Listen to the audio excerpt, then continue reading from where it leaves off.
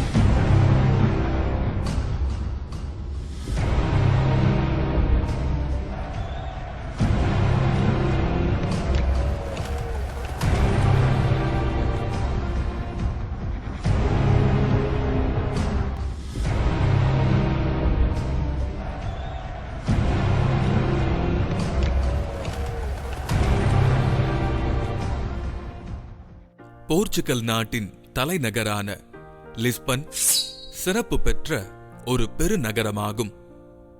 இங்கு பிறந்த நம் புனிதரின் தந்தை மார்ட்டின் போர்ச்சுகல் இராணுவத்தில் உயர் பதவி வகித்தவர். இவர் போர்ச்சுகல்லை விடுதலை செய்ய அரசருடன் உழைத்தவர். தாய் தெரேசா தவேரா மிகவும் பக்தியும் நேர்மையும் அன்பும் நிறைந்தவர். சிறப்புமிக்க லிஸ்பன் நகரில் நமது புனித அந்தோணியார் 1195 ஆகஸ்ட் 15 தேவதாயின் விண்ணேற்பு பெருவிழா அன்று பிறந்தார். பெர்தினாந்து என்று பெயர் சூட்டப் பெற்றார். பக்தி, வீரம், அன்பு நிறைந்த குடும்பத்தில் மலர்ந்த பெர்தினாந்தை அன்னை மரியாவின் பக்தியை ஊட்டி அவரது தாய் வளர்த்தார். அவரோடு பிறந்தவர்கள் 2 சகோதரர்களும் 2 சகோதரிகளும் ஆவர். இறை வெளிப்பாடு அவரது குழந்தை பருவம் முதலே வெளிப்படலாயிற்று. ஏழைகள், அனாதைகள், கைவிடப்பட்டோர் மீது மிகுந்த அன்பு கொண்டவராக திகழ்ந்தார்.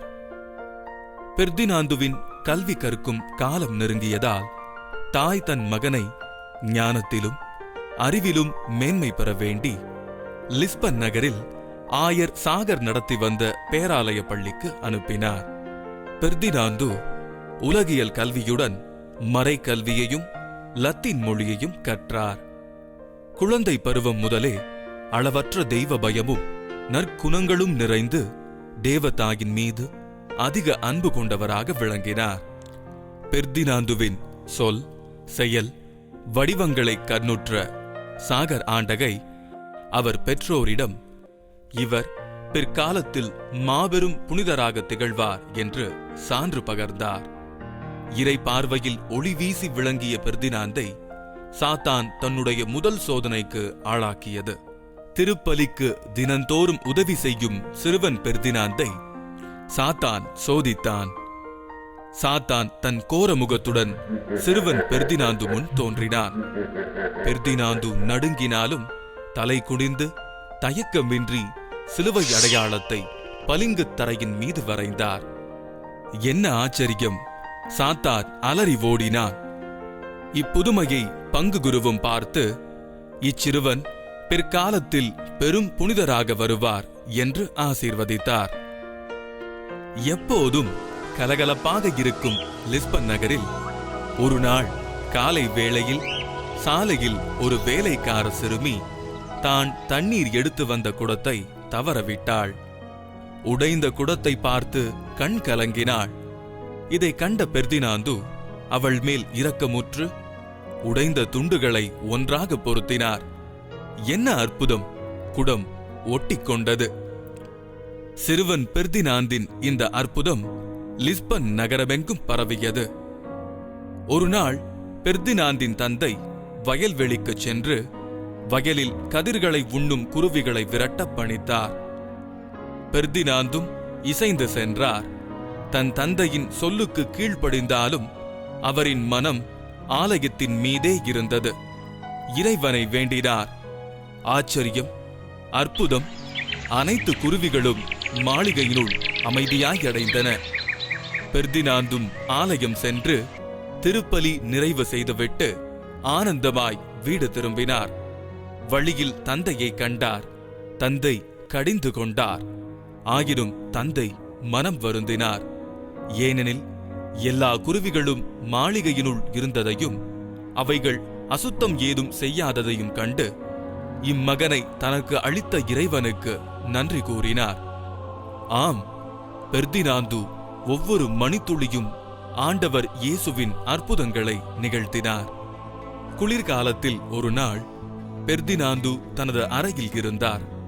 யாரோ கதவை தட்டும் ஓசை கேட்டு கதவை திறந்தார். 5 வயது நிறைந்த குழந்தை ஒளியின் நடுவில் பிச்சைக்கார வேடம் கொண்டு கைப்பையுடன் பெர்தினாந்து முன் காட்சியளிக்கவே, என்ன வேண்டும் என்று கேட்டார்.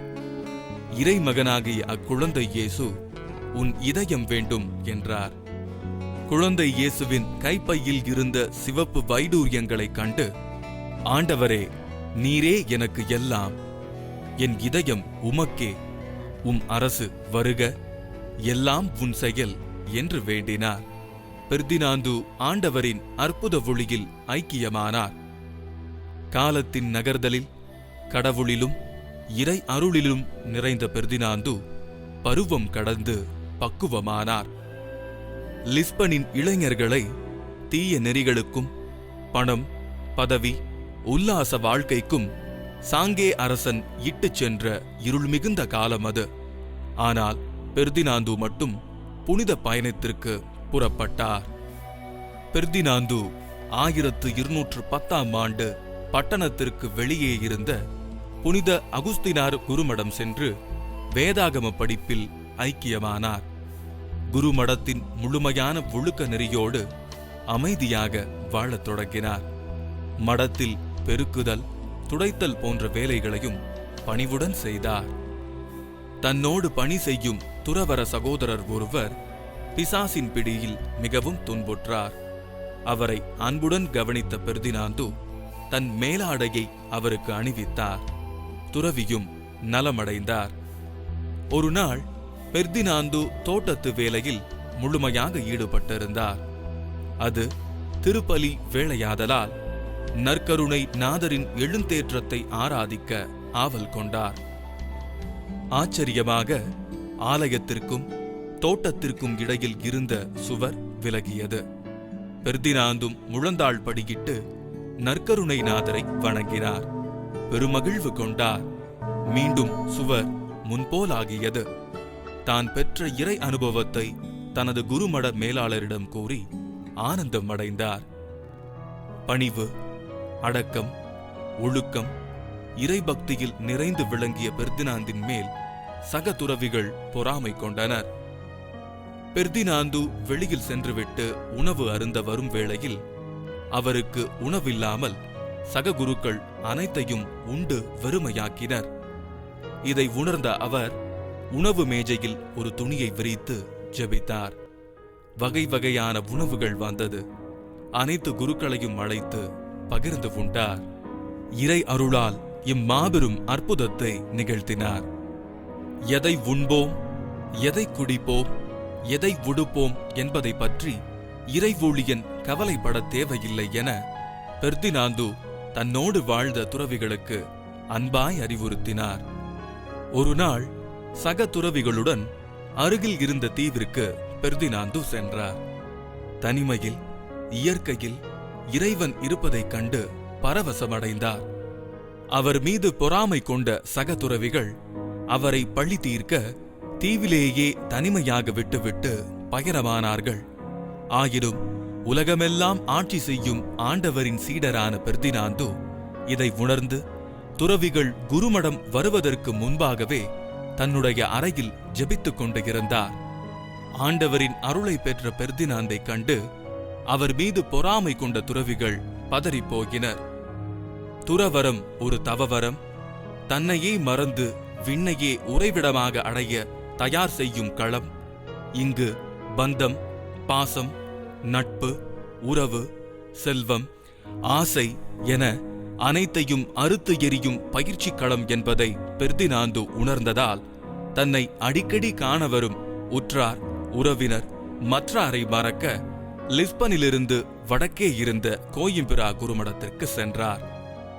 துறவரத்தின் முழு வடிவத்தில் பெர்தினாந்து 1219ஆம் ஆண்டு தனது 24ஆம் வயதில் அகுஸ்தினார் சபையின் குருவாக குருப்பட்டம் பெற்றார். அறப்பணியில் அளவளாவித் திரிந்த பெர்தினாந்தை 1219ஆம் ஆண்டு மாலை வேளையில் ஃபெராடோ, பீட்டர், அட்ஜூதாஸ், அக்கூர்சியுஸ், வோட்டோ என்ற 5 பிரான்சிஸ்கன் சபை துறவிகள் கோயிம்பிரா மடத்தில் அவரை சந்தித்தனர். பெர்தினாந்து அவர்களை அன்புடன் உபசரித்தார். அசிசி சபையின் பணிவு, எளிமை, புனிதம் அறிந்து தானும் அச்சபையில் இணைய ஆசை கொண்டார். ஒரு தினம் 2 அசிசியார் சபை துறவிகள் பிச்சை கேட்டு கோயிம்பிரா மடம் வந்தனர். அவர்களிடம் தானும் அவர்கள் சபையில் சேர விரும்புவதாக தெரிவித்தார். இது பற்றி அசிசி சபை மேலாளரிடமிருந்து அனுமதி பெறப்பட்டது. 1220ஆம் ஆண்டு செப்டம்பர் திங்கள் 22ஆம் நாள் பிரான்சிஸ்கன் சபையில் சேர்ந்து அந்தோணியார் என்று பெயர் சூட்டப்பட்டார். இவ்வாறு பெர்தினாந்து அந்தோணியாரானார். ஆப்பிரிக்காவில் சாரசன் சாதியாரை மனம் திருப்ப துறவிகள் அனுப்பப்பட வேண்டுமென 3ஆம் ஓனோரியோஸ் என்ற திருத்தந்தையின் அறிவுறுத்தலின் பேரில் அந்தோணியார் மொராக்கோ புறப்பட்டார். 1221ஆம் ஆண்டு அங்கு சென்ற அவர் கோடையின் கொடுமையினால் உடல்நலம் பாதிக்கப்பட்டார். பிலிப்பினோ என்ற சகோதரர் அவரை கவனித்துக் கொண்டார். குணம் பெற்றவுடன் மீண்டும் இத்தாலி திரும்பினார். ஒருநாள் குருமடத்தின் கிணற்றில் உள்ள உப்பு நீரை அந்தோணியார் ஜெபத்தினால் நன்னீராக மாற்றினார். அந்தோணியார் ஜெபம் வழியாய் ஜெயம் புரியும் மேதை என்பதை மற்ற குருக்களும் புரிந்து கொண்டனர். இறைப்பணிக்காக லிஸ்பனில் கப்பல் ஏறினார். பெரும் புயலால் அலைக்கழிக்கப்பட்ட கப்பலில் பல பாதிப்புகளுக்கு மத்தியில் அந்தோணியார் 10 நாட்களும் பெரும் துயருற்றார். பிறகு கப்பல் கரைக்கு திரும்பியவுடன் அசிசி துறவிகள் அவரை நன்கு கவனித்து சுகமடையச் செய்தார்கள். மெசினாவில் 1221 மே திங்கள் 30ஆம் நாள் போர்சியுஸ் கோலாவில் நடந்த சபை மாநாட்டில் கலந்து கொண்ட அந்தோணியார் புனித அசிசியை பார்க்க ஆவல் கொண்டார். ஆனால் அது முடியவில்லை. எனவே இளைய துறவி கிராசியானுடன் வட இத்தாலி நாட்டை அடைந்தார். அருகில் உள்ள மாண்டிபயாலோ ஆசிரமத்திற்கு சென்று தவ வாழ்வு வாழ்ந்தார். மேலும் அதிக துறவர முயற்சிகளை மேற்கொள்ள உடன்துறவி ஒருவரின் குகையொன்றில் தவ வாழ்வு நடத்தினார். இங்கு அவர் வனத்து அந்தோணியாரை போன்று மிக கடினமான தப முயற்சிகளை மேற்கொண்டார். இக்குகையில் அவருக்கு ஏற்பட்ட பல சோதனைகளை அவர் தவ வலிமை வென்றது. குருவானவரான இவர் தானே மனமுவந்து முன்வந்து சாதாரண துறவிகளைப் போல் சமையல் அறையை சுத்தம் செய்தல், பாத்திரங்களை கழுவுதல் போன்ற பணியினை செய்தார். இவ்வாறு அடக்கமுடனும் எளிமையாகவும் வாழ்ந்து வந்தார். தாழ்ச்சி மிக்க அந்தோணியார் மாட்சியடைய இறைவன் சித்தமானார். 1222 போர்னி என்ற இடத்தில் புனித சுவாமிநாத சபையினருக்கும் பிரான்சிஸ்கன் சபையினருக்கும் குருப்பட்ட விழா. குருக்கள் கூட்டம் நிறைந்திருந்தது. அன்று மறையுரை ஆற்ற அழைக்கப்பட்டவர் வரவில்லை. வந்தவர்கள் போதிய தயாரிப்பு இல்லாமல் தயங்கவே கடைசியாக அந்த பொறுப்பு அந்தோணியாரிடம் தரப்பட்டது. ஆயரின் ஆசியுடன் கிறிஸ்து சிலுவை மரண மட்டும் கீழ்ப்படியலானார் என்ற தலைப்பில் மறையுரையாற்றினார். சிறிய மறையுரைதான், ஆனால் ஆழமான கருத்துக்கள் அதில் நிறைந்திருந்தன. மடை திறந்த வெள்ளமென சொற்கள் வெளிவந்தன. பாத்திரம் கழுவும் துறவியாக மட்டும் இவரை பார்த்தவர்கள் வாயடைத்து நின்றனர். தூய ஆவியாரின் அருள் பெற்றவர் என்றும் மா மேதை என்றும் அனைவரும் போற்றும் அளவிற்கு அவரது மறையுரை இருந்தது. இந்த முதல் மறையுரையே அந்தோனியார் ஒரு சிறந்த போதகர் என்ற பெயரையும் புகழையும் பெற்று தந்தது. இவர் வருவார் என பாதைகள் தவமிருந்தன. அந்தோனியாரின் பிரசங்க ஆற்றலை கேள்வியுற்ற தூய அசிசியார், எனது சபையில் ஒரு மறை ஆயர் தோன்றியுள்ளார் என மகிழ்ச்சியோடு கூறினார். அந்தோனியாரின் முதல் மறையுரைக்குப் பின் அவருக்கு பல்வேறு பொறுப்புகள் தரப்பட்டன. தூய அசிசியார் அந்தோனியார் குருமட மாணவர்களுக்கு மறையியல் கற்றுத்தர வேண்டுமென கேட்டுக்கொண்டார். அதனை ஏற்று ஃபலோனாவிலும் பிரான்ஸ் நாட்டு தூலூஸிலும் மறையியல் ஆசிரியராக பணியாற்றினார்.